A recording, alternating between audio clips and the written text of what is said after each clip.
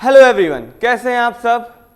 My self Ramu Pandey, मैं आप सभी का स्वागत करता हूं द विजन कोचिंग क्लासेस पर। आज हम पढ़ने वाले हैं क्लास 12 फर्स्ट चैप्टर सॉल्यूशन। जैसे कि मैं आपको बता दूं कि हमारे जो रेगुलर लेक्चर्स हैं प्रीवियस ईयर नहीं आ पाए, इस ईयर से हम पर डे रिकॉर्डिंग फॉर्म में या लाइव करके आपको पूरा का पूरा चैप्टर कोई वन शॉट कवर नहीं कराएंगे। हम पूरा ट्राई करेंगे कि आपको पूरा डिस्क्राइब फॉर्म में, जैसे कि आप ऑनलाइन बैचेस में पढ़ाई करते हैं तो केमिस्ट्री क्लासेस आपको रेगुलर 11th और 12th की वो रेगुलर क्लासेस आपको यूट्यूब पर मिल सकें। सारे के सारे क्वेश्चन वो चाहे जेईई मेंस में आए हुए हों, जेईई एडवांस में आए हुए हों या बोर्ड्स में आए हुए हैं, वो सभी को हम यहाँ कवर करने वाले हैं। और साथ ही साथ नीट वाले बच्चे अगर ये देख रहे हैं तो उन्हें मैं बता दूं कि वो क्वेश्चंस भी हम यहाँ पर करवाएंगे। ठीक है, तो स्टार्ट करते हैं हम लोग अपना चैप्टर सॉल्यूशन। जैसे कि मैं आपको बताऊं कि हम इस चैप्टर में मेन जो टॉपिक्स हैं, जो एजेंडा है वो कवर होंगे। क्या सबसे पहले इंट्रोडक्शन तो ठीक ही है, लेकिन types of solution, expression, concentration of solution, solubility, और साथ ही साथ ये जो मेन आपका यहाँ से स्टार्ट होता है जैसे Henry law, lords law, vapour pressure, colligative property, ये सारे टॉपिक्स हम कवर करेंगे। ज़्यादा टाइम ना वेस्ट करते हुए हम स्टार्ट करते हैं अपने चैप्टर को। तो जैसे कि हमने स्टार्ट करने से पहले मैं आपको कुछ बताना चाहूँगा कि ये जो चैप्टर है सॉल्यूशन, ये कहाँ से आया। क्लास 9th में हम पढ़ते थे एक टॉपिक मैटर। कई बच्चों ने हो सकता है क्लास 8 में पढ़ लिया हो, या फिर क्लास 9th में मेनली हम चैप्टर में जो पहली बार अच्छे से पढ़ते हैं मैटर, वो डिस्क्राइब करते हैं। तो यहाँ पे एक चीज़ समझिएगा कि मैटर है क्या। हमने ये सीधी सी बात समझी कि मैटर की एक छोटी सी डिफिनेशन होती है कि anything which has mass and occupies some space is known as matter. ठीक है, इस मैटर पे बात होती है कि जैसे पेरेंट्स कहते हैं जाओ बेटा प्योर घी ले आओ, प्योर मिल्क ले आना, प्योर होना चाहिए। क्या वो प्योर होता है? देखो, केमिस्ट्री की लैंग्वेज में प्योर का मतलब होता है ऐसा कोई भी सब्सटेंस जो सिर्फ वन काइंड ऑफ पार्टिकल्स को अपने अंदर कंटेन करता है। ठीक है, फिर उसके बाद तो फिर क्या हो गए बाकी अदर जो डिफरेंट काइंड ऑफ पार्टिकल्स को अपने अंदर केमिकली नहीं फिजिकली अपने अंदर रखते हैं, उनको हम लोग बोलते हैं क्या? आपके मिक्सचर। तो याद रखिएगा, इस बात को समझिएगा कि हमने पढ़ा क्या? मैटर। ठीक, अब यहाँ पे एक बात समझिए कि मैटर के अंदर हम लोग क्या समझते हैं, दो चीजें समझी, एक प्योर सब्सटेंस और एक समझा मिक्सचर। क्या समझा? एक प्योर सब्सटेंस और एक मिक्सचर। प्योर सब्सटेंस क्या है? जो सिर्फ एक काइंड ऑफ पार्टिकल्स को अपने अंदर कंटेन करते हैं। ठीक है, और जो आपके मिक्सचर क्या है, वो different types of different kind of particles को अपने अंदर कंटेन करते हैं। ये बात भी ठीक है भैया। फिर उसके बाद प्योर सब्सटेंस को हम लोग क्लासीफाई करते हैं दो टर्म में, एक एलिमेंट और एक कंपाउंड। एलिमेंट क्या है भैया? आपने एक सीधी सी बात समझी होगी, पीरियोडिक टेबल लगभग बच्चों ने देख रखा होगा। तो पीरियोडिक टेबल में आपको जो पूरा चार्ट में देखते हैं ना, अलग अलग सिंबल, उन्हें हम लोग बोलते हैं एलिमेंट। एलिमेंट कहने का मतलब है कि जो सिर्फ वन काइंड ऑफ एटम से बने हो। क्या? वन काइंड ऑफ एटम से। तो भैया कंपाउंड में क्या डिफरेंस होगा? देखो, कंपाउंड में जैसे मैंने कहा, एक ग्लास वाटर देखेंगे आप, अगर आप एक ग्लास वाटर लेके आए, एक ग्लास पानी लेके आए, तो उसमें आपको पता होगा कि वाटर का एक मॉलिक्यूल होता है H2O। तो यहाँ पे जो एक पार्टिकल है, वो पार्टिकल किससे बना है? आपके दो हाइड्रोजन और एक ऑक्सीजन से वो पार्टिकल बना हुआ है। तो सीधी सी बात है भैया, है तो एक ही पार्टिकल, इसमें एक ही टाइप के पार्टिकल, अगर डिस्टिल्ड वाटर की बात देखी जाए तो वो एक ही टाइप के पार्टिकल को कंटेन कर रहा है। बट वहां पे क्या है कि डिफरेंट एलिमेंट्स आपस में कंबाइन है। यहीं पे अगर आप एलिमेंट के एग्जांपल देखेंगे, O2, Cl2, H2, ये सब बेस्ट एग्जांपल मिल जाएंगे आपको एलिमेंट्स के। ठीक है, अब यहाँ पे बात आती है मिक्सचर क्या होते हैं। सीधी सी बात है भैया, जो मिक्सचर है उसमें डिफरेंट काइंड ऑफ के पार्टिकल्स प्रेजेंट है, वो भी कैसे? केमिकली कंबाइंड नहीं, फिजिकली कंबाइंड। ठीक है, उसमें हम दो टाइप पढ़ते हैं। अच्छा ठीक है, कैसे दो टाइप भैया? दो टाइप सुनते हैं, एक होमोजेनियस और एक हेट्रोजेनियस। इन दोनों में डिफरेंस क्या है ये बता देता हूं। ये वन वर्ड समझने ना, क्योंकि ये पहले के पढ़े हुए टॉपिक है, इनको ज्यादा टाइम देने का कोई मतलब नहीं है। वैसे चैप्टर फिर बहुत लेंथी हो जाएगा, वैसे भी इसमें 6-7 लेक्चर तो आएंगे ही आएंगे कम से कम।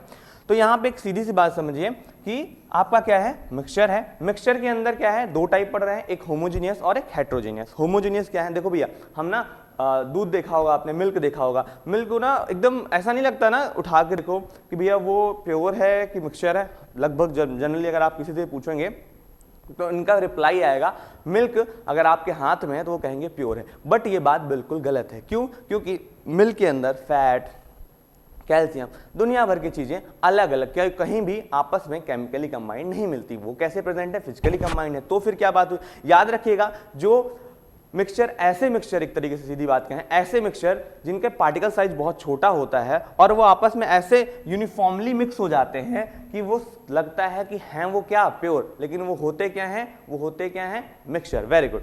और उसके बाद आते हैं, जैसे इसमें एग्जांपल आप ले लीजिए, शुगर सॉल्यूशन, है ना।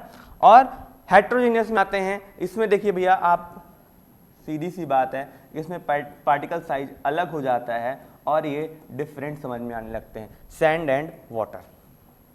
ठीक भैया, यहां तक कोई दिक्कत नहीं है भैया, समझ में आया।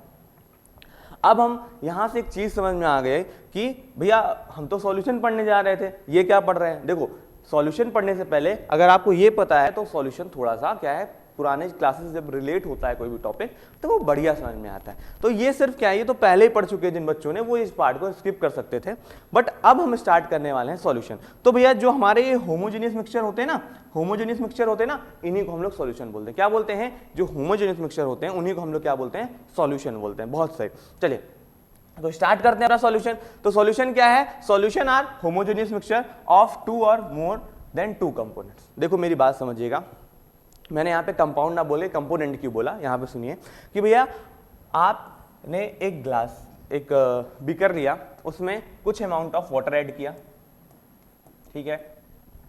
कुछ अमाउंट ऑफ वाटर ऐड करने के बाद उसमें कुछ अमाउंट ऑफ सॉल्ट ऐड कर दिया, ठीक है भैया। भैया इन दोनों के कॉम्पोजिशन से बना क्या, एक होमोजेनियस मिक्सचर बना, जिसको हमने क्या बोला, सॉल्यूशन बोला। तो याद रखिएगा, किसी भी सॉल्यूशन के अंदर जो different kinds of substance present होते हैं, मतलब जिन जिन सब्सटेंस से मिलकर वो सॉल्यूशन बना हुआ है, ये क्या बन गया, सॉल्यूशन बन गया ना। तो जिन जिन डिफरेंट सब्सटेंस से मिलकर सॉल्यूशन बनता है, उन डिफरेंट सब्सटेंस को हम लोग बोलते हैं कंपोनेंट। क्या बोलते हैं, कंपोनेंट, ठीक है भैया। अब यहां पे एक बात समझिए कि यहाँ पे आपका जो बीकर था, इसमें वाटर जो था वो किस अमाउंट में प्रेजेंट था, वाटर किस अमाउंट में प्रेजेंट था। सीधी सी बात है भैया, अगर हम लोग ना कभी भी शुगर सॉल्यूशन बनाते हैं या फिर सॉल्ट सॉल्यूशन लेते हैं तो उसमें एक या 2 ही स्कूप हम लोग सॉल्ट ऐड करते हैं, बाकी लार्ज अमाउंट में क्या प्रेजेंट होता है, वाटर। तो जो भी चीज आपकी किसी सॉल्यूशन में एक लार्ज अमाउंट में प्रेजेंट होगी, किस अमाउंट में प्रेजेंट होगी, लार्ज अमाउंट में प्रेजेंट होगी, तो उसे हम लोग क्या बोलते हैं, सॉल्वेंट। और इसमें ऐड हो रहा सॉल्ट वो क्या होगा, एज कंपेयर टू सॉल्वेंट, वो क्या होगा, स्मॉल क्वांटिटी में होगा। जो स्मॉल क्वांटिटी में होगा उसे बोलते हैं सॉल्यूट। तो बात आती है कि भैया मैं शुगर बस ना डाल के कुछ अमाउंट ऑफ, सॉरी सॉल्ट बस ना डाल के कुछ अमाउंट ऑफ शुगर भी इसमें डाल देता, है ना भैया, कौन पिएगा, अरे पीने की बात नहीं, बस डाल देता।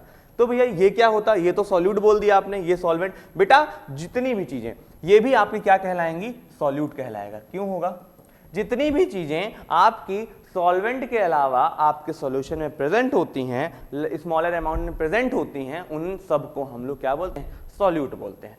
बात फिर आती भैया कि अगर मैं 50-50% ऐड कर दूं, क्योंकि देखो ये तो हमने एग्जाम्पल लिया है कि सॉल्यूशन में अगर आप शुगर सॉल्यूशन देखेंगे तो 50-50 आपको शुगर ऐड करता हुआ नहीं दिखेगा। लेकिन अगर आप यहाँ पे समझो कि 2 लिक्विड भी ला रहे होते हैं आप, ठीक है, यानी 2 लिक्विड्स का सॉल्यूशन बना रहे होते हैं, उसमें तो 50-50 अमाउंट कर सकते हैं। जैसे कि आप लोगों के घर में इस टाइम गर्मी आ चुकी है ना, तो हम लोग वो बनाते हैं, वो आते हैं ना कलरफुल पाउच में, वो ड्रिंक्स बनाने के लिए, समर ड्रिंक्स वगैरह बोलते हैं उसको ना। जैसे एक सीधी सी बात समझिए, आपके हाथ में एक हाथ पे स्प्राइट है, ठीक है, स्प्राइट भी नहीं, बेस्ट एग्जांपल लगेगा आपको से हाँ चलो एक बढ़िया एग्जांपल आया दिमाग में कि आपके वो जो रचना बोलते हैं ना उसको, वो आपके हाथ में है, तो वो लिक्विड फॉर्म में, और जितना आपने वो रचना लिया उतना ही आपने क्या लिया, वाटर ले लिया। तो अब इन दोनों को आपस में मिक्स कर दिया। कहने का मतलब ये है कि भैया जो आपने सॉल्यूशन बनाया उसमें 50% और 50% का कॉम्पोजिशन रखा, दोनों ही कंपोनेंट का, दोनों ही सब्सटेंस का। तब भैया सॉल्वेंट कौन होगा, सॉल्यूट कौन होगा। देखिएगा ये बात ध्यान रखिएगा कि जिसमें ज्यादा, मतलब सॉल्यूशन में जिस भी सब्सटेंस की प्योरिटी दिख रही होगी, जिस भी सब्सटेंस के कैरेक्टरिस्टिक्स दिख रहे होंगे उसी को हम सॉल्वेंट बोलेंगे, और जिसके नहीं दिख रहे होंगे उसको सॉल्यूट बोलेंगे। यहां तक बात समझ में आई कि नहीं आई। तो यहां पे देखिए कंपोनेंट्स आपको समझा दिया, सॉल्वेंट आपको बता दिया, सॉल्यूट आपको बता दिया, यहां तक कोई दिक्कत नहीं है। फिर लास्ट वाली पॉइंट हम लोग समझ लेते हैं कि सॉल्वेंट जो हमारी सॉल्यूशन की फिजिकल स्टेट होगी वो किससे डिसाइड की जाएगी, सॉल्वेंट के फिजिकल स्टेट से। कहने का मतलब अगर सॉल्वेंट हमारा लिक्विड है तो हमारा सॉल्यूशन भी क्या होगा, लिक्विड स्टेट पे होगा, है ना। अगर हमारा जो मिक्सचर है, आपने जो कंटेन किया, जो सॉल्यूशन बनाया है, वो किस फॉर्म में, गैसियस फॉर्म में है, तो आपका यहाँ पे सॉल्यूशन भी किस स्टेट में होगा, गैसियस स्टेट में होगा। ठीक है, आगे बढ़ते हैं बहुत स्पीड से, अब धीरे धीरे चीजें खत्म करेंगे। अच्छा, अगले बात को यहाँ पे समझिएगा, एक्वस सॉल्यूशन वाली बात को, कि जब आपका क्या हो, सॉल्वेंट आपका वाटर प्रेजेंट हो, क्या प्रेजेंट हो, सॉल्वेंट आपका वाटर प्रेजेंट हो और सॉल्यूट कुछ भी हो, तो उसको हम लोग बोलते हैं एक्वस सॉल्यूशन। क्या नाम से देते हैं, एक्वस सॉल्यूशन। यहां तक याद रखिएगा। और एक बात और मैं बता दूं कि ऐसा क्यों होता है कि जो हमारे होमोजेनियस मिक्सचर होते हैं वो नेक्ड आई से समझ नहीं आते, वो प्योर सब्सटेंस क्यों नजर आती है। मैंने पहले ही बताया है कि इनका जो मॉलिक्यूलर साइज होता है वो अप्रॉक्स 1000 पिकोमीटर होता है, मतलब 10 की पावर -9 मीटर होता है, जो कि बहुत ही छोटा पार्टिकल है, इसलिए हमें वो यूनिफॉर्म समझ में आता है। समझ में आया कि नहीं आया। अब एक बात समझते हैं, कंसंट्रेशन टर्म को यहां से स्टार्ट करेंगे हम लोग। कंसंट्रेशन टर्म से हम लोग क्या समझेंगे, ये समझिएगा।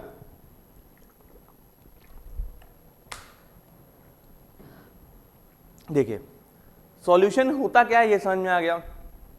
सॉल्यूशन बन क्या रहा है, किसको सॉल्यूट बोलेंगे, किसको सॉल्वेंट बोलेंगे, क्या कंपोनेंट है, सब कुछ समझ में आ गया। अब ये समझने वाली बात है, आप दो दोस्त हैं, एक दोस्त ने क्या किया, उसने अपना शुगर सॉल्यूशन बनाया, आपने अपना शुगर सॉल्यूशन बनाया, ठीक है भैया। उसने कहा भैया मैंने 2 स्कूप शुगर ऐड किए, ठीक है, देख लेते हैं एग्जाम्पल समझिएगा। आपके दोस्त ने कहा भैया मैंने 2 स्कूप शुगर ऐड की है, आपने कहा कि मैंने भी 2 स्कूप शुगर ऐड की है। आप दोनों को लगेगा कि नहीं नहीं बात तो सही है कि अब तो दोनों का सेम टेस्ट होगा, सेम कंसंट्रेशन होगा, लेकिन यहाँ पे आप एक बात समझिएगा कि अगर आप दोनों के स्कूप का साइज सेम होता, हो सकता है कि आपका फ्रेंड छोटा स्कूप साइज ले रहा हो और आप थोड़ा सा स्कूप साइज थोड़ा बड़ा ले रहे हो, तो सीधी सी बात है आपके में क्या होगा, एज सॉल्यूशन में शुगर ज्यादा प्रेजेंट होगी as compare to your friend solution. तो यहाँ पे सीधी सी बात ये समझने वाली है कि कंसंट्रेशन से हम लोग क्या समझेंगे, कंसंट्रेशन ऑफ शुगर से हम ये समझेंगे कि आपके किसी भी सॉल्यूशन में जो सॉल्यूट और सॉल्वेंट के बीच में रिलेशन है वो कैसा है और कितना सॉल्यूट प्रेजेंट है कितने सॉल्वेंट में। समझ में आया कि नहीं आया। स्टार्ट करते हैं। सबसे पहला टॉपिक अपना है मास परसेंटेज। अच्छा, ये वाला छूट गया क्या, इसको भी कवर कर देते हैं पहले, उसके बाद आपको स्टार्ट करते हैं। चलो कोई बात नहीं। बात ये समझिए कि आपका ना जब, ओह ये तो रेड है, कोई बात नहीं, ये अलग अलग सर्कल देखिएगा। जब आपका सॉल्वेंट गैस हो, सॉल्यूट कुछ भी हो, तो उसे हम लोग बोलते हैं गैसियस सॉल्यूशन। जब हमारा सॉल्वेंट लिक्विड हो, सॉल्यूट कुछ भी हो, उसे हम बोलते हैं लिक्विड सॉल्यूशन। और जब हमारा सॉल्वेंट सॉलिड हो और सॉल्यूट कुछ भी हो, तब हम उसे बोलते हैं सॉलिड सॉल्यूशन। ठीक है भैया, ये तो नॉर्मल से एग्जांपल है, इतना आप रीड कर लीजिएगा, इतना इनको रीड करके समझ देने की जरूरत नहीं है। चलो एक इस पे क्वेश्चन करते हैं कि अगर क्लोरीन है जो डिसॉल्व हो रही है वाटर में, तो बताओ ये किसका एग्जांपल है। एग्जांपल ऑप्शन है गैसियस सॉल्यूशन, सॉलिड सॉल्यूशन और लिक्विड सॉल्यूशन। भैया देखिए वाटर में डिसॉल्व हो रही है, तो एक तो हमने इसमें एक्वस सॉल्यूशन पढ़ के आए थे, है ना। एक्वस सॉल्यूशन क्या है, वाटर क्या है, लिक्विड है। लिक्विड जनरली हमको क्या होता है, देखो बात ये है कि भैया वाटर गैस फॉर्म में भी हो सकता है, बट जनरली जब तक लिखा ना हो तब तक हम वाटर को लिक्विड फॉर्म में ही रखते हैं। ठीक है, तो अगर आपकी क्लोरीन जो है वो डिसॉल्व हो रही है वाटर पे, तो किसका एग्जांपल होगा,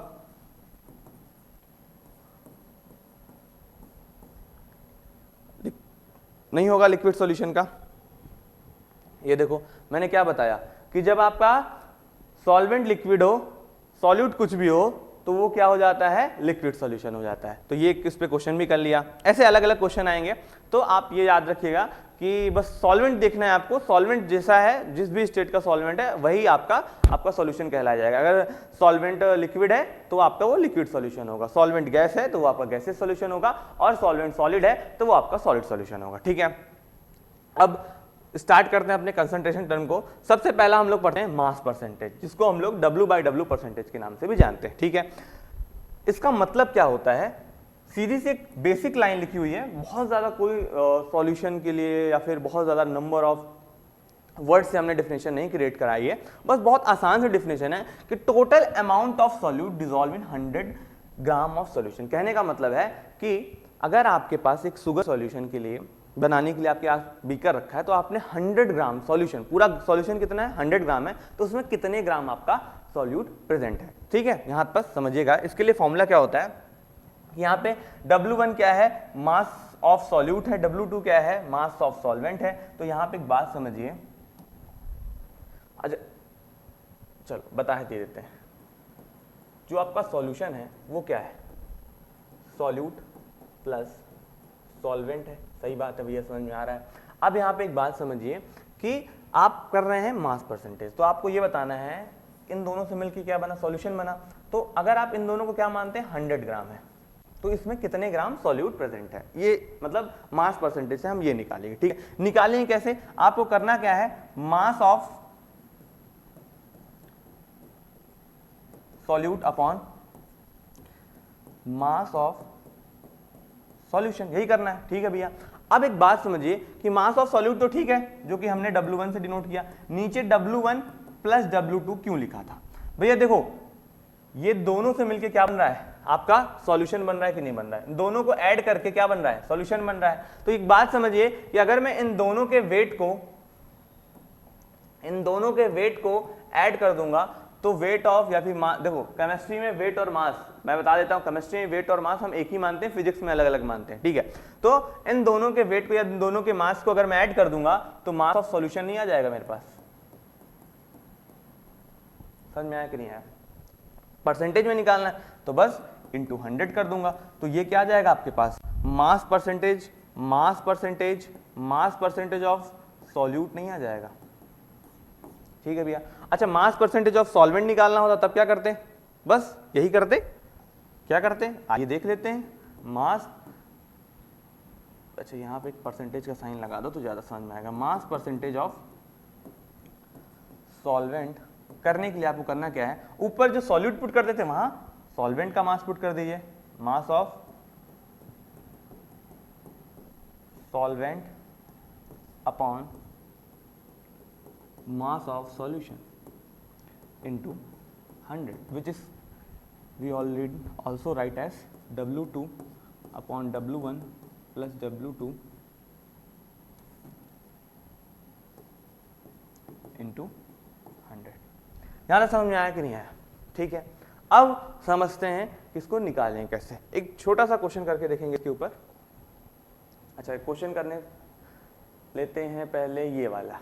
ठीक है, कि 20 gram of NaOH is dissolve in 100 gram of water, find the mass percentage of NaOH। ठीक है, अब यहां पे समझिए कि आपको निकालना है मास परसेंटेज ऑफ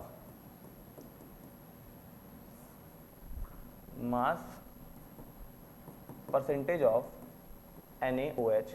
उसके लिए आपको करना क्या है, W1 upon W1 plus W2 into 100। ठीक है भैया, यहां तो समझ में आ रहा है। 100 ग्राम वाटर है, 20 ग्राम NaOH है, तो आपको यहां पे पता है कि mass of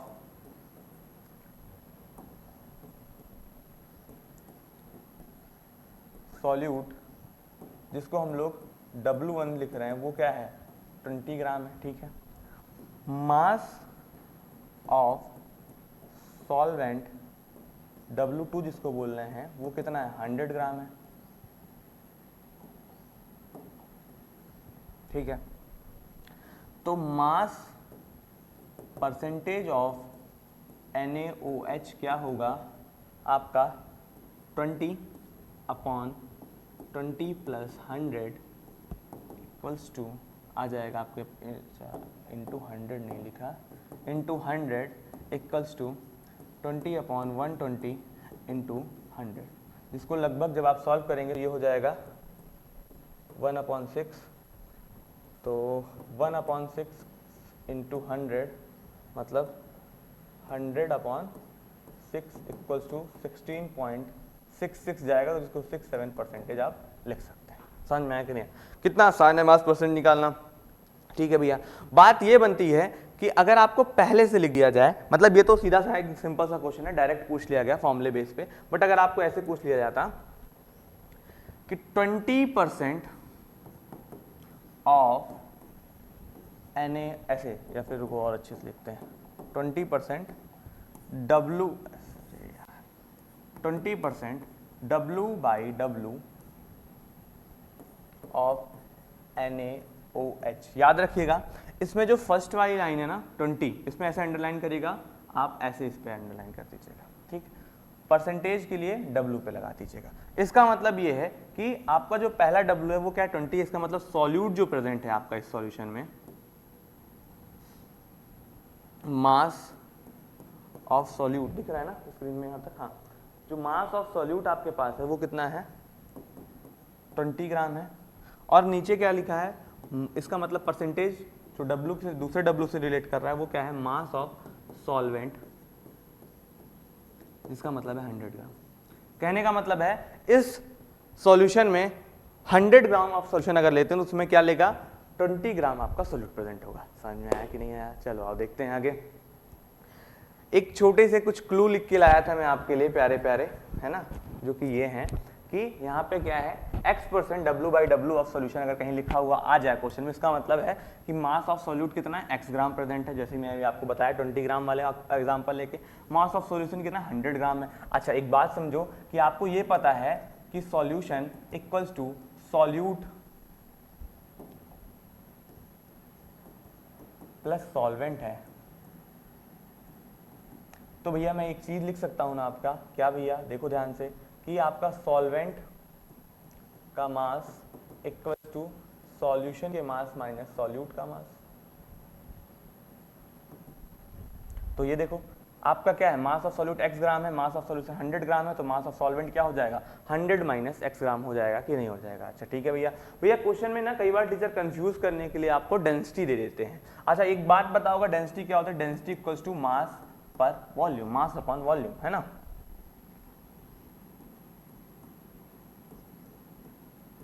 mass upon volume होता है, हाँ भैया होता है।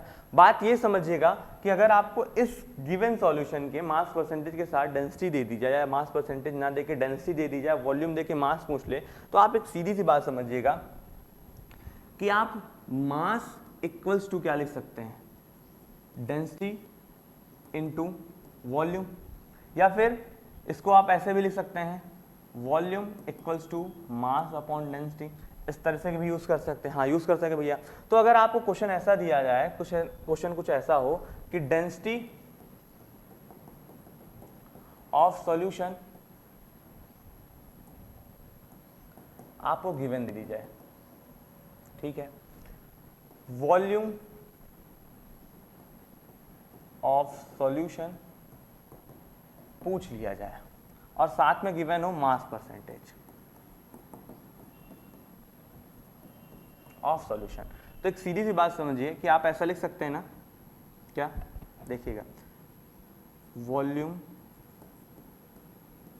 ऑफ सॉल्यूशन क्या लिखा है देखो,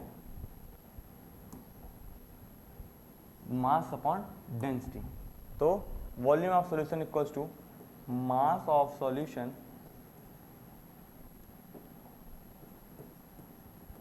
अपॉन वॉल्यूम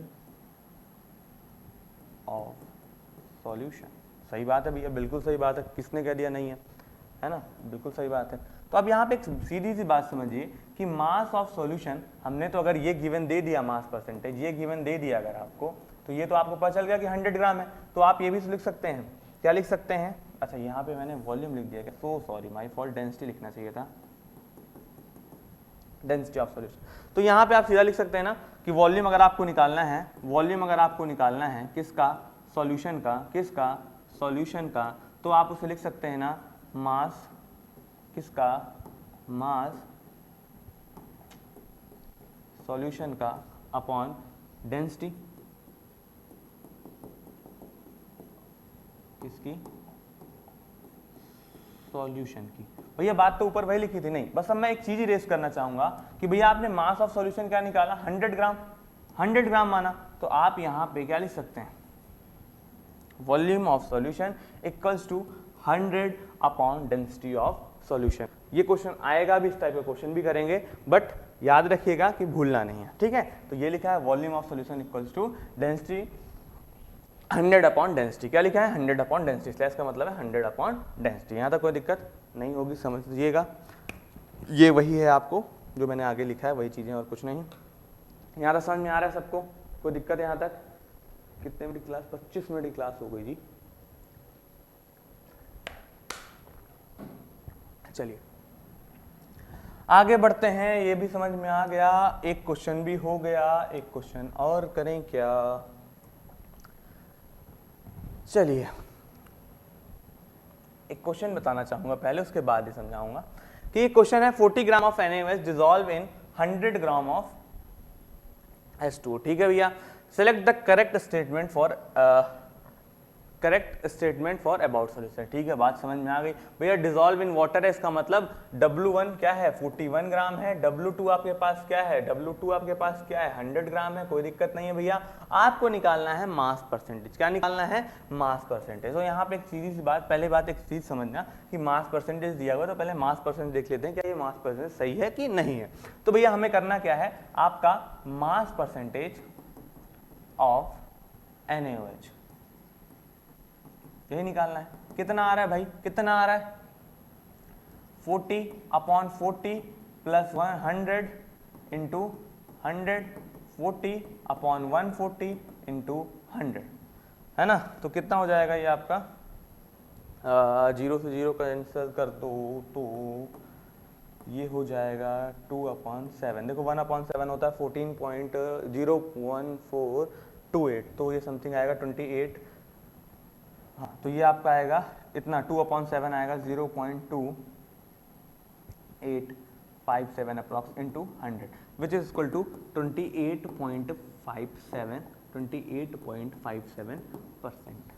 बात तो सही है भैया, बात तो सही है। तो क्या सिर्फ बी सही होगा?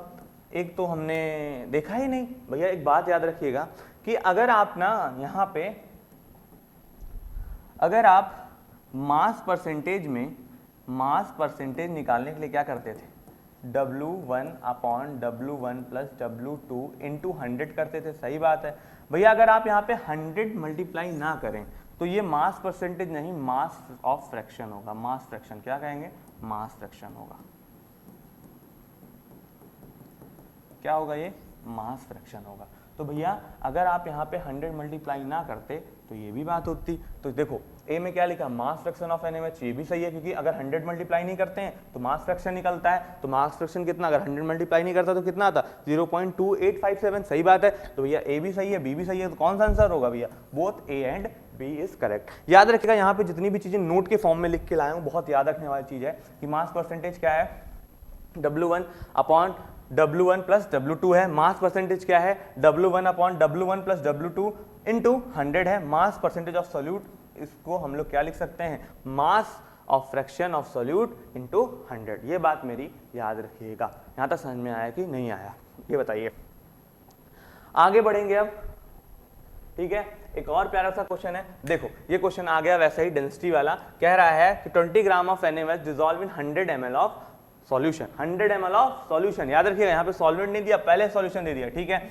Eight 300 kelvin temperature if density of solution is 1.2 gram. अच्छा एक बात समझो, डेंसिटी इक्वल्स टू क्या होता है, डेंसिटी इक्वल्स टू क्या होता है भैया, मास पर वॉल्यूम होता है। भैया मास परसेंटेज निकालने के लिए हमें मास ऑफ सॉल्यूशन चाहिए, मास ऑफ सॉल्यूट चाहिए, वॉल्यूम नहीं चाहिए। तो हम एक काम कर सकते हैं कि मास निकालने के लिए डेंसिटी इनटू वॉल्यूम हम कर सकते हैं। किसका, सॉल्यूशन का। किसका, सॉल्यूशन के लिए, क्योंकि सॉल्यूशन में दिया हुआ है ना। देखो एक चीज याद रखना कि अगर density of solute into density of sorry मैं फिर से सही से बोलता हूं कि अगर आप मास ऑफ सॉल्यूशन निकालना चाहते हैं तो density of solution into volume of solution he multiply करना। ये नहीं कि कहीं सॉल्वेंट का कुछ मल्टीप्लाई कर देना, कहीं सॉल्यूट का, जिसका है उसी से वो सब कुछ निकलेगा, ठीक है।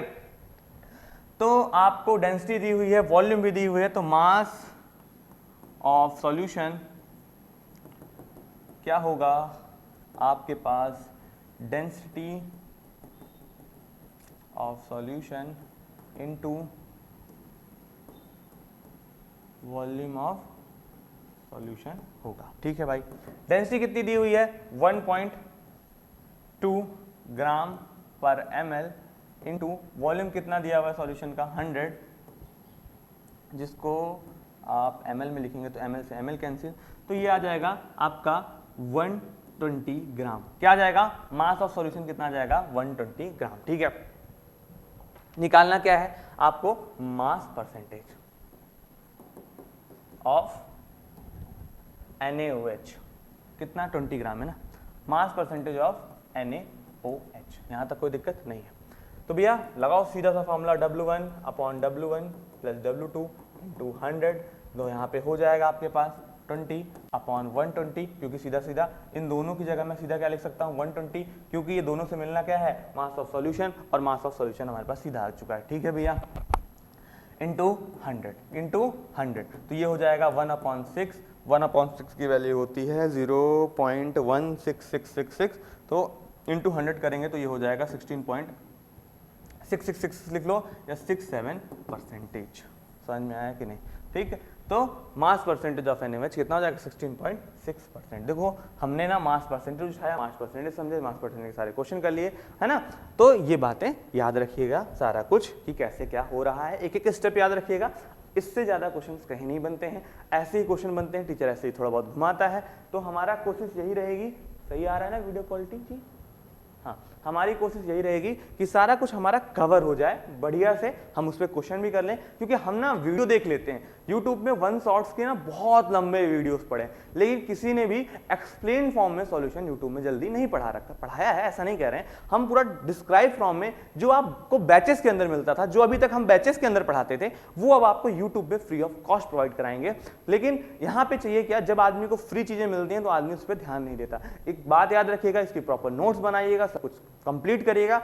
ये हमारे इंस्टीट्यूट की तरफ से आपको ये प्रॉपर गारंटी है कि आप कहीं भी देख लीजिएगा, बोर्ड्स पेपर देख लीजिए, कहीं भी देख लीजिएगा, आपको सब कुछ यहां से मिलेगा। ठीक है, केमिस्ट्री के लिए आपको कहीं नहीं भटकना है, बस अब आपको क्या है, कंटिन्यूअसली बस क्लासेस लेनी है और कुछ नहीं। ठीक है, आगे बढ़ते हैं। अब अगला क्वेश्चन है कि अगले टॉपिक में चलें। अगला क्वेश्चन है, अच्छा ये वाला क्वेश्चन बहुत प्यारा क्वेश्चन है, ये वाला क्वेश्चन भी कर लेते हैं। ये क्वेश्चन आता रहता है कि भैया अभी तक हमने ये समझ लिया कि एक ग्लास है, एक बीकर है, उस बीकर में आपका सॉल्यूट का मास परसेंटेज निकालना है, मास परसेंटेज ऑफ सॉल्यूट निकालना सीख लिया। ठीक है भैया, अगर आप समझिए कि ये आपका x परसेंटेज ऑफ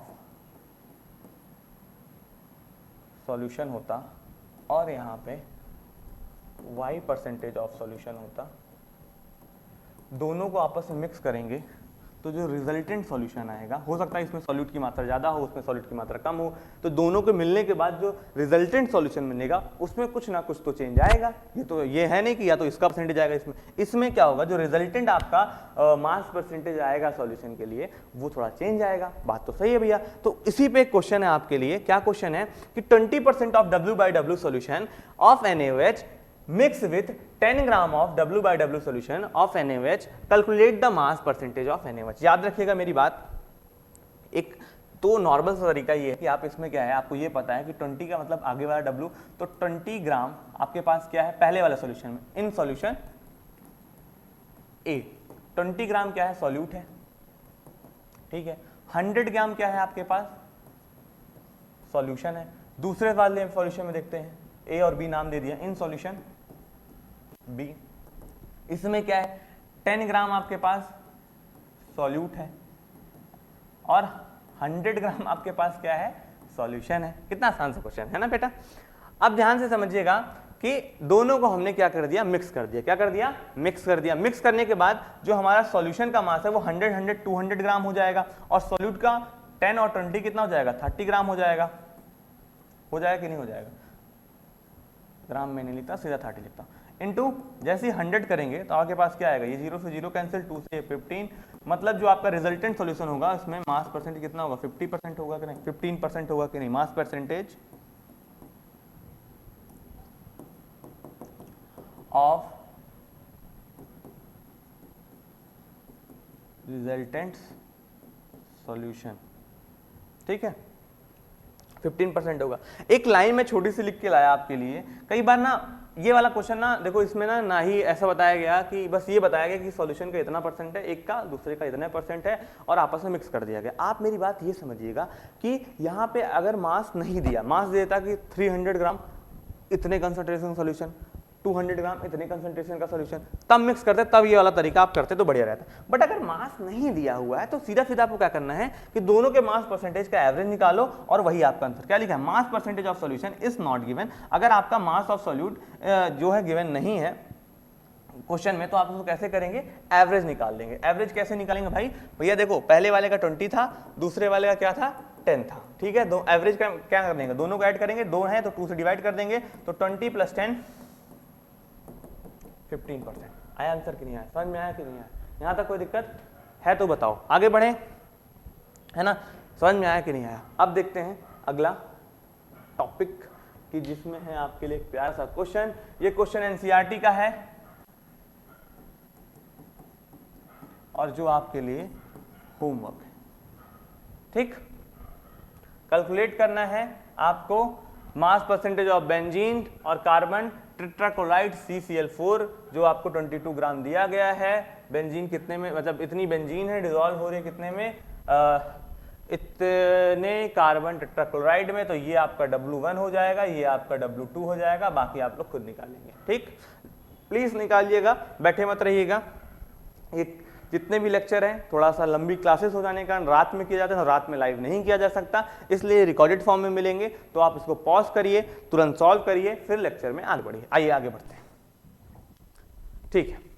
बात ये समझिएगा कि भैया अभी तक तो ये तो समझ में आ गया, नया टॉपिक है आपके पास पार्ट पर मिलियन। जब हमारा जो सॉल्यूट है, देखो एक बात समझो कि अभी तक मैं शुगर सॉल्यूशन बना रहा था आपके पास। शुगर सॉल्यूशन में आप ना लगभग अगर 100 ग्राम है तो 10 ग्राम 20 ग्राम या एनीवेज डिजोल्व करें, तो ये अलग अलग मतलब ठीक ठाक मात्रा में सॉल्यूट भी होता है। सोचो अगर आपका जो सॉल्यूट है बहुत ज़्यादा ट्रेस में अमाउंट में होता, बहुत ज़्यादा ट्रेस अमाउंट में होता, तो अगर आप इंटू 100 मतलब परसेंटेज 100 में निकाल रहे होते तो वो कितना 0.00 कितना कम जाता।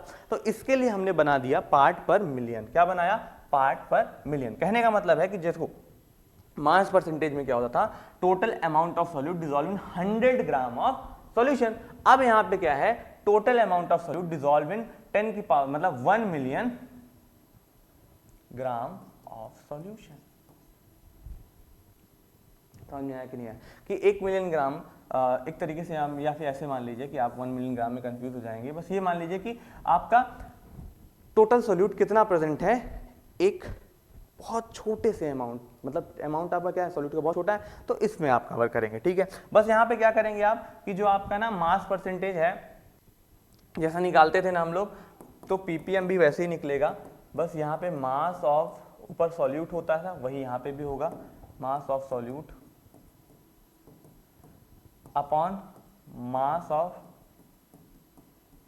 सॉल्यूशन। बस अभी तक हम लोग क्या करते थे, इंटू 100 करते थे, अब इंटू करेंगे 10 की पावर 6। क्या करेंगे, इंटू करेंगे 10 की पावर 6। ये है आपका वही फॉर्मूला। समझ में आया कि नहीं आया, ठीक। आगे बढ़ते हैं, पार्ट पर बिलियन को भी कवर कर लेते हैं। जैसे पार्ट पर मिलियन में 10 की पावर 6 मल्टीप्लाई होगी, तो इसमें 10 की पावर 9 मल्टीप्लाई होगी, तो आप क्या लिखेंगे, पार्ट पर बिलियन, जिसको पीपीबी से डिनोट करेंगे, कि वो हो जाएगा mass of solute upon mass of solution into 10 की पावर 9, ठीक है। कि total mass, total amount of solute dissolve in 10 की पावर 9 ग्राम, या फिर आप लिख सकते हैं 1 मिलियन ग्राम ऑफ सॉल्यूशन, ठीक है। देखो पीछे मैंने नहीं लिखा था ग्राम ऑफ सॉल्यूशन, शायद हटा दिया था, बात वही है, लिखना हो तो लिख लीजिएगा, यहाँ पे लिख दिया है। यहाँ तक कोई दिक्कत है क्या, समझ में आ रहा है कि नहीं आ रहा है, कोई डाउट यहाँ तक?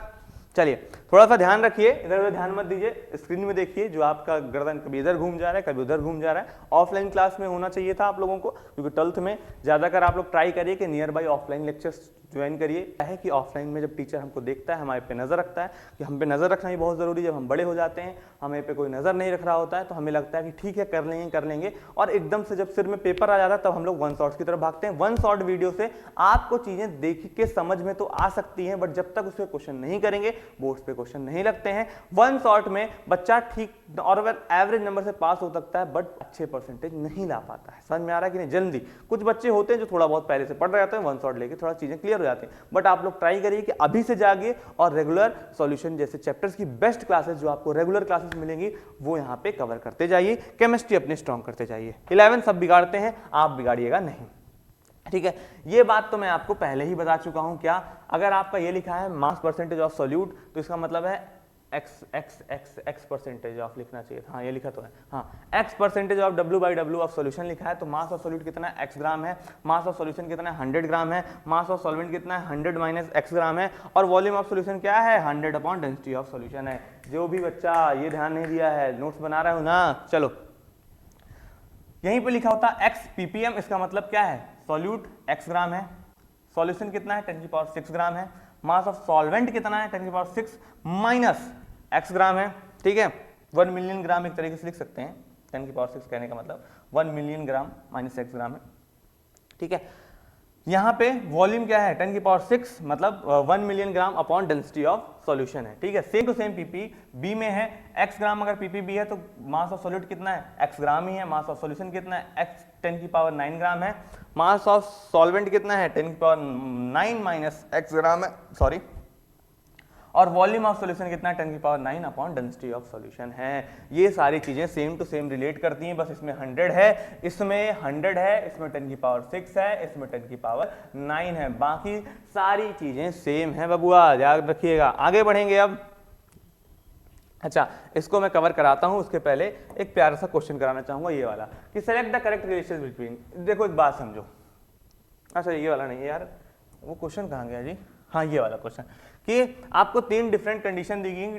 सॉल्यूशन ए है जिसमें 10% W/W प्रेजेंट है, सॉल्यूशन बी है जिसमें 10 ppm प्रेजेंट है, सॉल्यूशन सी है जिसमें 10 ppb प्रेजेंट है। ठीक है, इसमें बताओ मैक्सिमम अमाउंट किसमें प्रेजेंट है। भाई देखो कि अगर सोचो कौन सा होगा ऑप्शन, आप लोग दिमाग में रखिएगा कि ए होगा कि बी होगा कि सी होगा। हम इसे सॉल्व करते हैं। याद रखिएगा कि इसमें मैंने बताया कि x ग्राम क्या होगा, सॉल्यूट होगा, सॉल्यूशन को। ठीक है, इसमें क्या होगा, x ग्राम, इसमें भी सॉल्यूट होगा और इसमें भी x ग्राम होगा। तो कहने का मतलब तीनों में तो सेम है। तो जिस भी बच्चों ने ये दिमाग लगाया कि पीपी बड़ा होता था उसमें सॉल्यूट प्रेजेंट ज्यादा होगा, तो गलत सोच रहे हैं आप, क्योंकि तीनों में x x x है, तो सॉल्यूट की मात्रा तो सेम है। हाँ, बात अलग है कि सॉल्यूशन की मात्रा डिफरेंट है। समझ में आया कि नहीं आया? चलो आगे बढ़ते हैं। तो यहां पे क्या होगा, सेम होगा, मैक्सिमम किसी में नहीं होगा। अब आते हैं अपने इस टॉपिक पे, इसको मैं यहाँ पे अच्छे से लिखता हूँ। एक बात समझो कि मैं ऐसे यहाँ पे लिख रहा हूँ P P B, इसको मैं लिख रहा हूँ W1 upon W1 plus W2 into 10⁹ तो मैं इसे लिख सकता हूँ ना,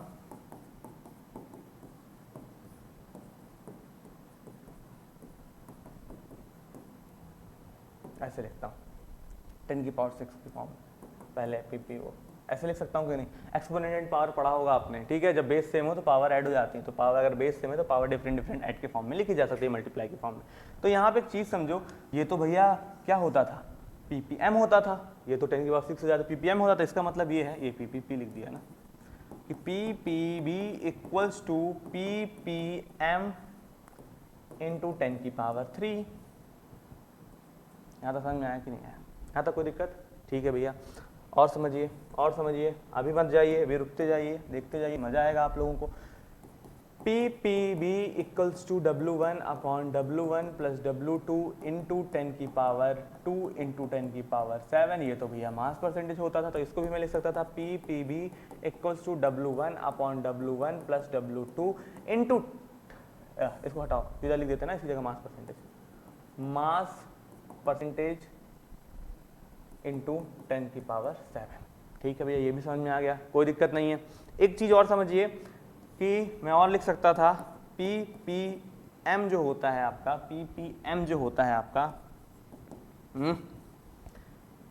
ppm जो होता है वो आपका होता है W1 प्लस W2 इंटू 10⁶, जिसको मैं लिख सकता था W1 plus W2 into 10⁻2 into 10⁻4। तो ये हो जाएगा PP, अच्छा ये बात देखो, यहाँ पे मास परसेंटेज बन गया कि नहीं बन गया, ppm equals to mass percentage into 10⁻⁷। समझ में आया कि नहीं आया? बात सही है भैया। भैया क्वेश्चन कैसे बनेंगे? अरे आप कहो और मैं क्वेश्चन ना कराऊँ आपको। बात ये देखो, यहाँ पे ना ये थोड़ा सा स्लैंट फॉर्म में लिखा हुआ है तो शायद आपको कम समझ में आए, इसलिए आपको मैंने वहाँ पे बढ़िया से लिख दिया है। यही नोट कर लीजिएगा, वही चीज़ें लिखी हैं जो पीछे नोट पे लिखी थी। याद रखिएगा, नोट वाली चीज़ें आपको याद रखनी है एकदम। नोट वाली चीज़ें जो हैं वो आपके लिए बहुत बढ़िया से बना के लाई गई हैं, सेलेक्ट करके लाई गई हैं, जिनमें आपको पेपर से मिलनी है चीज़ें। देखो, select the correct relation between the mass percentage and, अरे यार बताओ कौन सा होगा, सोचो। सोच लिया? चलो आंसर लगा देता हूँ मैं। क्यों? अभी देख लो पीछे, इंटू 10 की पावर 4 इंटू 10 की पावर 4। चल, समझ में आया कि नहीं आया? यहाँ तक कोई दिक्कत किसी बच्चे को तो बता दे प्लीज। कितने मिनट की क्लास हो चुकी है? लगभग 45 मिनट रिकॉर्ड हो चुके हैं। मास परसेंटेज, पीपीएम, पीपीबी और उससे रिलेटेड सारे कंसेप्ट हम लोग कर चुके हैं। बेस्ट क्वेश्चन भी हम लोग कर चुके हैं। ठीक है, यहाँ तक समझ में आया कि नहीं आया? अब ये क्वेश्चन दिया गया है, आपको निकालना है पीपीएम। ठीक है, तो चलो स्पीड से निकालो मेरे शेरों, और करते हैं इसको। यहाँ पे दिया है कैलकुलेट द पीपीएम, मतलब पार्ट्स पर million of the SO2 gas in 250 ml of water. देखो यहाँ पे 250 ml दिया है, वॉल्यूम दिया हुआ है कितना? 250 ml। ठीक बाबू, समझ में आ रहा है? डेंसिटी भी दी हुई है कितना? 1 ग्राम पर सेंटीमीटर क्यूब। ठीक है बाबू, यहाँ तक भी कोई दिक्कत नहीं है। मास निकालो, क्योंकि भैया पीपीएम में भी क्या होता है? मास में ही सारी डीलिंग होती है। किसका दिया हुआ भैया? एक बात याद रखिएगा, वाटर मतलब सॉल्वेंट का दिया हुआ है, तो मास ऑफ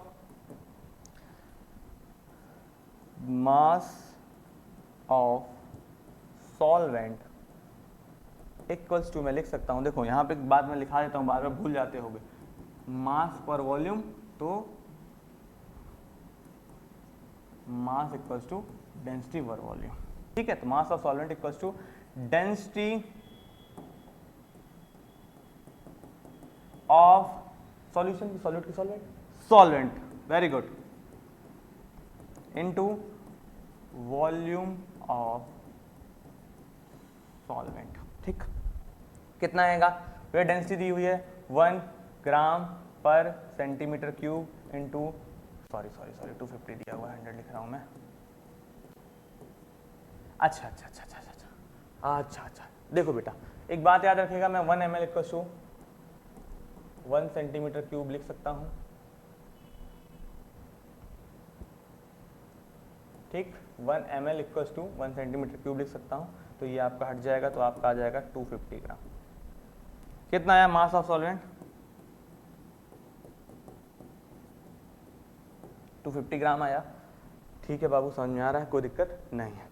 अगला करते हैं, आपके पास पीपीएम निकालना है। सीधा से पीपीएम की तरफ बढ़ते हैं। पीपीएम का फॉर्मूला क्या होता है बेटा?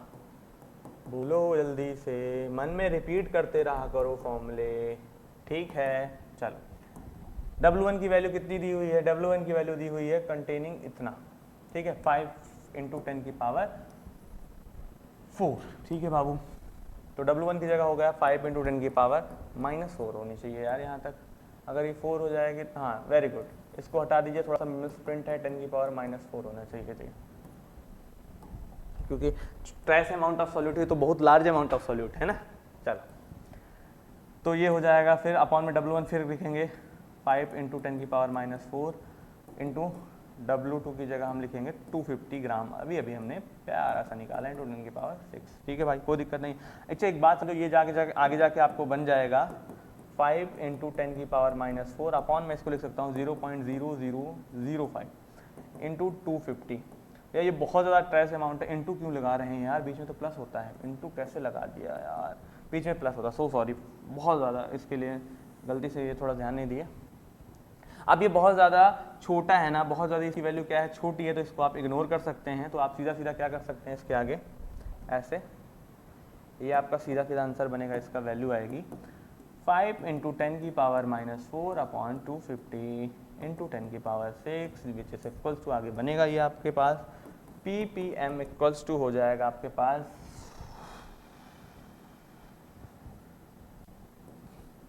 5, ये देखो 10 की पावर -4, 10 की पावर तो 100 मल्टीप्लाई होगा, तो 100 अपॉन 500 अपॉन 250, इसको आप 2 लिख देंगे, तो आपके पास कितना है? PPM equals to 2। यहाँ तक कोई दिक्कत? समझ में आया? चलो आगे बढ़ें। अच्छा आते हैं effect of temperature in concentration पर। इसको अभी हम नहीं करेंगे, आज पूरा कंसंट्रेशन कवर करेंगे, उसके बाद ये कल करेंगे। आते हैं वॉल्यूम परसेंटेज पे। जैसे अभी हम मास परसेंटेज निकाल रहे थे तो उसमें क्या रख रहे थे, mass of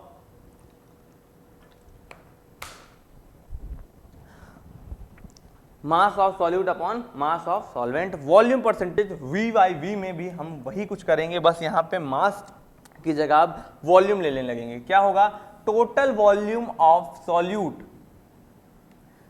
dissolve in 100 ml of solution. Solute का भी ml में लीजिएगा कि total ml of solute dissolve in 100 ml of solution. ठीक, ये बात याद रखिएगा, बार बार रिपीट कर रहे हैं।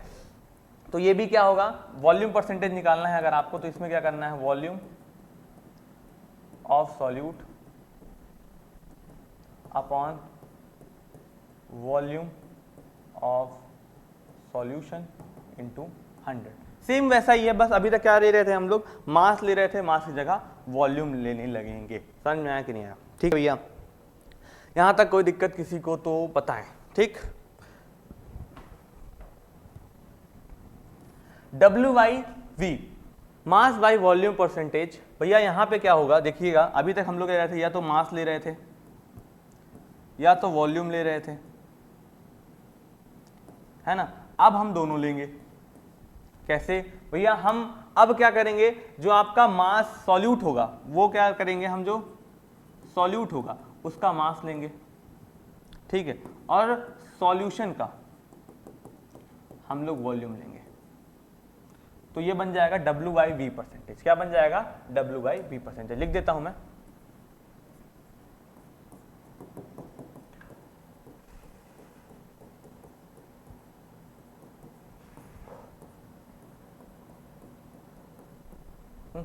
मास लिखने लगा।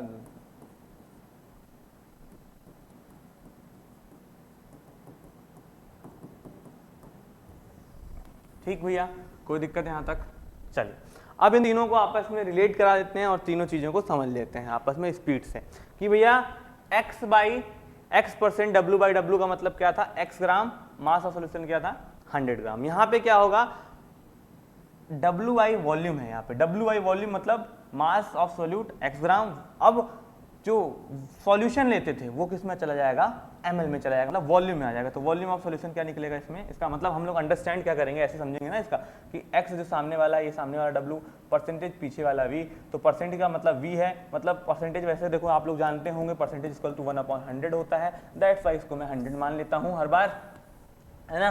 तो यहाँ पे क्या हो जाएगा आपका कि x ग्राम हो जाएगा, W में है, और परसेंटेज V है मतलब 100 ml हो जाएगा। यहाँ पे V बाई V है, x सॉल्यूट का मतलब, इसका मतलब क्या होगा, x ml आपके पास सॉल्यूट प्रेजेंट है, ठीक है। यहाँ पे थोड़ी सी गलती हो गई है, मास ऑफ सॉल्यूट लिख दिया है, वॉल्यूम ऑफ सॉल्यूट लिखना चाहिए, x ml है, और वॉल्यूम ऑफ सॉल्यूशन 100 ml है। और ये वाली बात तो मैं बता चुका हूँ, डेंसिटी वाली बात तो बहुत आसानी चीज़ है कि अगर आपको क्या निकालना है, मास ऑफ सॉल्यूशन, तो 100। अभी देखो एक बात समझिएगा, ये मल्टीप्लाई में है, तो mass equal to density into volume दी रहती है। तो अगर अब आपको मास निकालना है तो ml में आपको पहले से वॉल्यूम दे दिया है 100 ml, बस उससे डेंसिटी मल्टीप्लाई करो, मास आ जाएगा। और यहाँ पे भी आपको कुछ ऐसा ही, वॉल्यूम पहले से दिया है 100 ml, डेंसिटी मल्टीप्लाई करो, मास ऑफ सॉल्यूशन आ जाएगा। ठीक है, यहाँ तक कोई दिक्कत हो तो बता दो जल्दी से, स्पीड से प्लीज। आगे बढ़ेंगे अब हम लोग, ठीक है। आगे क्वेश्चन करते हैं, फिर उसके बाद हम लोग अपनी क्लास लगभग आपकी 1 घंटे की हो जाएगी, 53-54 मिनट की। चलो अभी 1 घंटे तो खींच देते हैं, लगभग 1 घंटे तक तो पढ़ लोगे आप रोज की class. Density of 20% W by volume solution of propane. अरे बहुत आसान सा क्वेश्चन है, इसमें आपको करना है, डेंसिटी निकालनी है, डेंसिटी दी हुई है कितनी की, 20% W बाई वॉल्यूम की, ठीक है। कितनी दी हुई है डेंसिटी, इसकी डेंसिटी कितनी है, 1.5 ग्राम पर ml, ठीक है भाई। तो calculate the percentage, mass percentage निकालना है। देखो भैया इसका मतलब होता है 20% W पे, परसेंटेज V पे, मतलब 20 ग्राम आपके पास क्या है, 20 ग्राम आपके पास क्या है, सॉल्यूट है। 100 ml वॉल्यूम है ना बेटा, 100 ml आपके पास क्या है, 100 ml आपके पास क्या है, सॉल्यूशन है, ठीक है बाबू, समझ में आ रहा है यहाँ तक? देख लो भैया, यहाँ पे एक बात याद रखिएगा कि अभी मैंने आपको पढ़ाया, अभी दिखाया बेटू कि आपके पास मास ऑफ सॉल्यूशन निकालना हो तो 100 ml into density of solution कर दीजिए, क्योंकि हमें निकालना है मास परसेंटेज में दोनों मास में चाहिए होते थे, है ना? तो आपको निकालना है mass of solution which is equal to 100 multiply density of solution. Density कितनी है? 1.5 ग्राम पर ml। 100 ml में था ना ये, तो ml से ml कैंसिल, तो आपके पास 150 ग्राम नहीं आ गया मास ऑफ सॉल्यूशन। तो निकाल दो सीधा सा मास परसेंटेज स्पीड से। कितना हो जाएगा मास परसेंटेज? मास परसेंटेज हो जाएगा आपका कितना है? सॉल्यूट आपके पास है 20 ग्राम, तो 20 ग्राम। सॉल्यूशन कितना है? 150 ग्राम, ठीक है, 150 ग्राम इंटू 100, ठीक है भाई। 2 3 40/3 विच इज इक्वल टू 13.333 जाएगा, तो इसको 34% भी आप लोग लिख सकते हैं। यहाँ तक कोई दिक्कत? समझ में आया कि नहीं आया? ठीक, आगे बढ़ते हैं। ये क्वेश्चन देखिए, इस क्वेश्चन में दिया हुआ है 30 ग्राम। अच्छा, ये वाला क्वेश्चन मैं अभी आपको पीछे बता चुका हूं कि आपको यहाँ पे क्या है कि दो सॉल्यूशन है अलग अलग परसेंटेज के, उनका दोनों का अलग अलग क्या है, इस बार मास दिया हुआ है, तो आप लोग इसको करेंगे कैसे, ये भी कर देते हैं कि सॉल्यूशन इन सॉल्यूशन ए बोल देते हैं इस वाले को, दूसरे वाले को भी, इन सॉल्यूशन ए आपके पास क्या है। वैसे इसका मतलब क्या होता है? इसका मतलब होता है 20% W/W का मतलब होता है आपके पास कि 20 ग्राम आपके पास क्या है? सॉल्यूट है। कितने में? 100 ग्राम सॉल्यूशन में, ठीक है भैया। अब यहां पे एक बात समझिए कि सॉल्यूशन आपका 300 ग्राम हो गया है 3 टाइम्स, तो आपका अगर सॉल्यूशन 300 ग्राम हो गया, ठीक, तो सॉल्यूट क्या होगा? 3 टाइम्स 60 ग्राम नहीं हो जाएगा भाई? हाँ हो जाएगा भैया, क्यों नहीं हो जाएगा?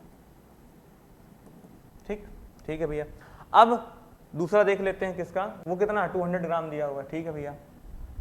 वो लिखा है solution in solution B 10% W/W लिखा हुआ है, ठीक है, 200 ग्राम है ना।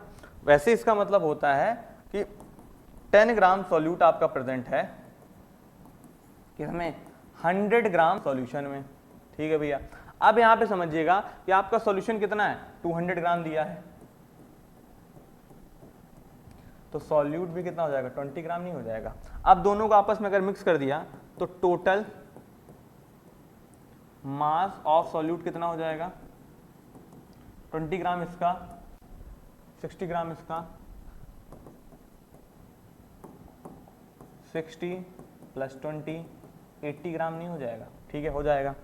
फिर उसके बाद टोटल मास ऑफ सॉल्यूशन कितना हो जाएगा जी? अब यहां पे समझो सॉल्यूशन कितना हो जाएगा टोटल? 300 ग्राम इसका है, 200 ग्राम इसका है, तो 500 ग्राम हो जाएगा कि नहीं हो जाएगा? ठीक है भैया, यहाँ तो समझ में आया कि नहीं आया? कोई दिक्कत? यहाँ तक दिख रहा है ना ऊपर तक? क्वालिटी कम हो गई क्या जी? ठीक है, ठीक है, समझो। तो मास परसेंटेज निकालना है आपको, कितना हो जाएगा? सॉल्यूट का 80, सॉल्यूशन का 500 है ना, इंटू 100, 0 से 0 कैंसिल, 5 1 जा 5, 5 6 जा 30, 16% समथिंग आपको इसका क्या मिल जाएगा? मास परसेंटेज मिल जाएगा। ये एवरेज की तरह काम नहीं करेगा, इसमें एवरेज निकालेंगे तो आपका गलत हो जाएगा, ठीक है, क्योंकि इसमें मास ऑफ सॉल्यूशन दिया हुआ है, तो मास ऑफ सॉल्यूट आपको दिया हुआ है, वो मैंने नोट दिखाया। जब ये गिवन ना हो तब एवरेज की तरह होता है। यहां तक उम्मीद करता हूं आप सबको समझ में आया होगा। नेक्स्ट टॉपिक आपका हम लोग जो स्टार्ट करेंगे, ये क्वेश्चन आपके लिए होमवर्क है, सेम वैसा ही है, ठीक है, ये करिएगा घर में, ठीक है, दिख रहा है, तुरंत स्क्रीनशॉट लीजिए, पॉज करके सॉल्व कर लीजिए। मोल परसेंटेज, कल मोल थोड़ा समझा के हम लोग मोलैरिटी, मोल फ्रैक्शन, इन सारे टॉपिक्स को कवर करेंगे। मोलैरिटी, मोलैलिटी, मोल फ्रैक्शन, ये सब कुछ जो 12th में आना है। यहाँ तक के लिए आप लोग पूरा लेक्चर लेके रखिए, नोट्स बना कर रखिए। कल के लेक्चर में आपको नेक्स्ट टॉपिक क्या क्या मिलेंगे, मोल फ्रैक्शन, मोलैलिटी, मोलैरिटी, इसके सारे पूरे के पूरे कंप्लीट क्वेश्चन। अब हम लोग वन शॉट की तरफ प्लीज मत जाइए, अभी आपके पास पूरा साल बचा हुआ है। आप ये बात समझिए कि आपका फ्यूचर आपके हाथ में है। ज़्यादा से ज़्यादा समय क्या करिए, थोड़ा पढ़ाई पे ध्यान दीजिए। अगर आप स्पोर्ट्स एक्टिविटीज़ में नहीं हैं तो फ़ोन चलाने से कुछ प्रॉफिट नहीं होगा। आज फ़ोन चला रहे हैं, 12th के बाद भी आप आराम से फ़ोन चला सकते हैं, ठीक है। फ़ोन कहीं नहीं जा रहा, हो सकता है इससे और एडवांस फ़ोन आ जाए तब चलाने के लिए। तो अभी क्या करिए, पढ़ने पे ध्यान दीजिए, थोड़ा सा कंसंट्रेशन लगाइए कि आपको करना है तो आपसे हो जाएगा। ये नहीं कि ठीक है वन शॉट देख लेंगे। देखो आपके YouTube पे आने से, देखने पे जो वन शॉट्स वाले वीडियोस आते हैं उनको क्या है, उनको तो पैसा मिलेगा। वन शॉट्स तो हम भी बना के डाल दें 45 मिनट में कंप्लीट लेक्चर, कभी होगा क्या, बता तो सब देंगे आपको स्पीड से, कुछ समझ में आएगा नहीं। लगेगा कि सब समझ में आ गया है, बट हकीकत में जब पेपर में ऐसा कुछ थोड़ा सा क्वेश्चन घूमेगा, एग्जाम में हल्का सा क्वेश्चन घुमाएगा, आप वो नहीं कर पाएंगे। इसलिए रेगुलर क्लासेस पे आइए कंटिन्यूअसली। लगभग हम ट्राई करेंगे कि वीक में 3 से 4 क्लासेस आपको डाल पाएं। तो रेगुलर देखिए और चीज़ों को अपने बेटर बनाइए। Thank you so much, all the best, पढ़ाई करते रहिए।